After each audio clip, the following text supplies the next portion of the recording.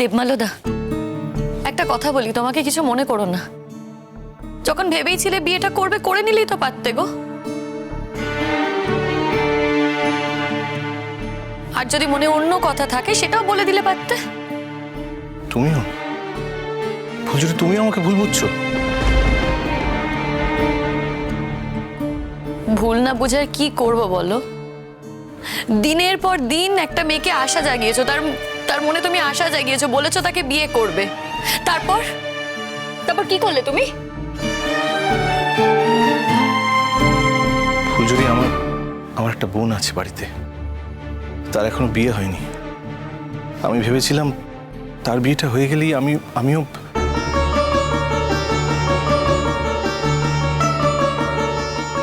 Actually আমি চেয়েছিলাম মিনিকে যে কোনো মূল্যে সুস্থ করে তুলতে। বিশ্বাস করো, আমি চেয়েছিলাম ও লেখাপড়া শিখুক, নিজের পায়ে দাঁড়াক, ওর যুক্তি বুদ্ধির জায়গাগুলো যাতে এমন হয় যাতে ও কারোর কাছে হেরে না যায় কখনো, ও যাতে প্রতিবাদ করতে পারে, ও যাতে লড়াই করতে পারে।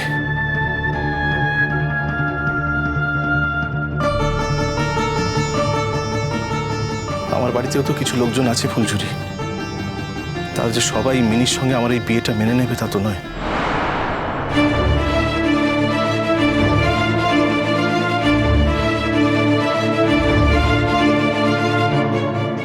আজকে এই কথাগুলো বলছো কেন তুমি?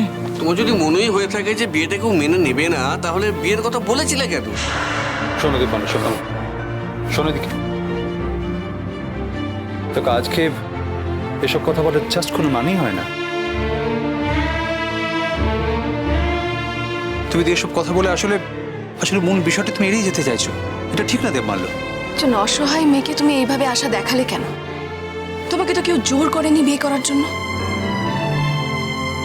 কেন করলে তুমি এটা? পরের দিন থেকে তো না আসলেই পারতে, তুমি যোগাযোগ না রাখলেই তো সমস্ত কথা মিটে যেত। কি ভেবেছিলে বলো তো তুমি দেবমাল্য? হ্যাঁ, কি ভেবেছিলে তুমি? তুমি আমাদের মেয়েটাকে নিজের মতন করে ব্যবহার করবে, তাই তো?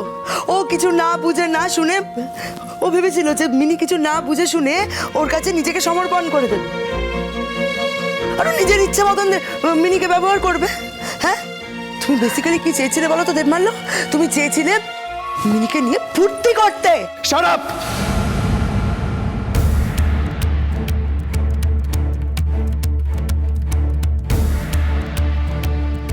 Just shut up. You shut up! আপনি কিন্তু সীমানা ছাড়িয়ে যাচ্ছেন। কার সম্পর্কে কি বলছেন আপনি জানেন? এই, কে তুমি? কে তোমার সম্পর্কে জেনে আমাদের কথা বলতে হবে? শোনো দেবমাল্য, একটা কথা পরিষ্কার করে জেনে রাখো, হ্যাঁ, মিনিকে খুঁজে পাওয়া যাচ্ছে না, আর এই মুহূর্তে মিনির থেকে বড়, মিনির থেকে ইম্পর্টেন্ট কিচ্ছু আমাদের কাছে নেই।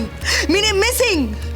মিনিকে আর খুঁজে পাওয়া যাবে কিনা আমরা সেটাও জানি না, আর এই সবটার জন্য তুমি দায়ী, তুমি। আপনাদের তো আমি বোঝাতেই পারছি না আমার কথাটা, কেউ শুনতেই চাইছেন না। আর এখন সবাই মিলে বলছেন আমি কেন বলেছি আপনাদের এই কথাগুলো, কেন বলছি। আচ্ছা আপনারাই বলুন না, আমি কি আপনারা দেখেননি মিনির জন্য আমি কতটা পরিশ্রম করেছি?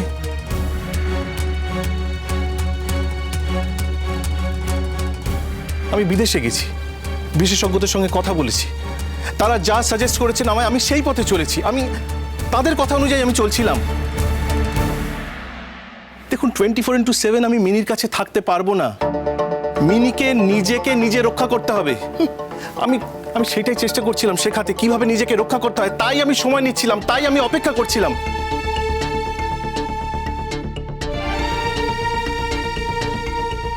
আর এটা তো এখন সবার কাছে প্রমাণ হয়ে গেছে, আপনারা সবাই জানেন যে মানসিকভাবে মিনির কোনো প্রতিবন্ধকতা নেই, সে সম্পূর্ণ সুস্থ মানসিকভাবে।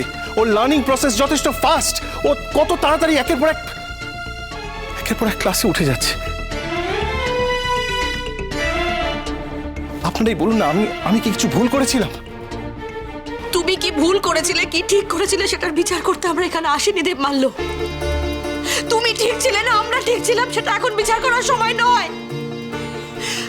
আমার তো মনে হচ্ছে তোমার সঙ্গে আমাদের আলাপ হওয়া, তোমাকে এই বাড়িতে আসতে দিয়ে না আমি সব থেকে বড় ভুল করেছিলাম। কি হচ্ছে কি এটা? খবরদার, তুমি একদম ভালো মানুষ সেজে থাকার চেষ্টা করবে না। এই করে তো নিজের সর্বস্ব হারিয়েছো। এখনো সেজে থাকবে? আমাদের মেয়েটাকে খুঁজে পাওয়া যাচ্ছে না কোথাও। আমাদের মেয়েটাকে আর কোনোদিন খুঁজে পাবে কিনা তার কোনো ঠিক নেই। এখনো আমার মেয়েটা কোনো গাড়ির তলায় চাপা পড়ে মরে গেল কিনা?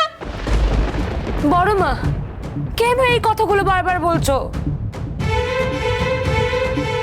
হ্যাঁ বর্দি, ও বর্দি কি বলছো এগুলো? এরকম বলতে নেই, কেন বলছো এগুলো? গাড়ির তলায় চাপা পড়লে তো আমরা এতক্ষণে খবর পেয়ে যেতাম।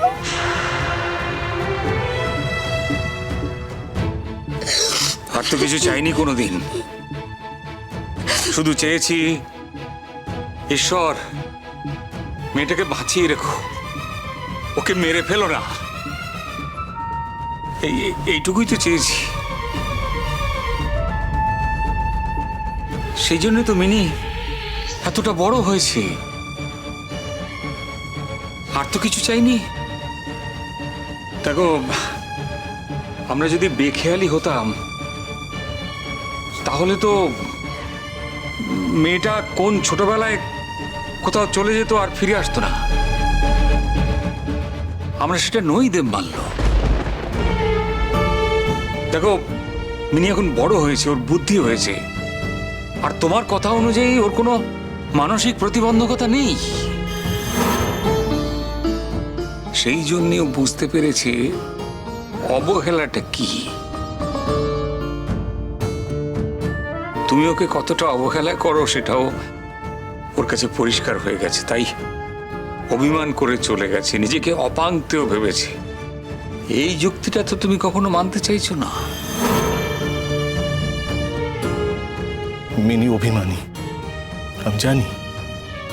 পৃথিবীর যত অভিমান, যত রাগ, সব ওরা আমার উপর, এও আমি জানি। কিন্তু আপনাদের মাঝেই তো ছিল এই বাড়িতে, কেন পারলেন না খেয়াল রাখতে? খেয়াল রাখা উচিত ছিল আপনাদের, খেয়াল রাখা উচিত ছিল। এখন সব দোষ আমার উপরই চাপাচ্ছেন। দেবমাল্যদা, কেউ কাউকে কোনো দোষ দিচ্ছে না গো।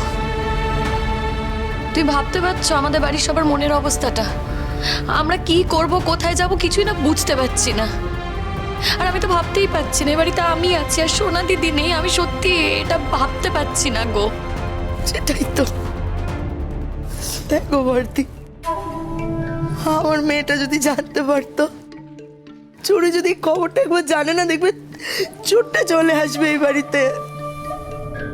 এত ভালোবাসতো তো মিনিকে, চুরি এত ভালোবাসতো।